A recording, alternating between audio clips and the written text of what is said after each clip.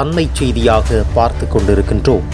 Virudhachalam Arcot Lutheran திருச்சபையில் ஆலய மேற்கூரை பணிகள் முடிந்து மறுபிரதிஷ்டை செய்யப்பட்டு கடந்த 9 மாதங்களாக ஆலயத்தில் ஆராதனை நடந்து வரும் நிலையில் இன்று வரை ஆலய மேற்கூரை பணிக்கென்று சிறப்பு காணிக்கைகள் வசூலிக்கப்படுவதும் இதுவரை இத்திட்டத்தின் வரவு செலவு கணக்குகள் சபை மக்களுக்கு அறிவிக்கப்படாமல் இருப்பதும் சபை மக்களிடம் சந்தேகத்தை ஏற்படுத்தி பரபரப்பாக பேசப்படுகிறது.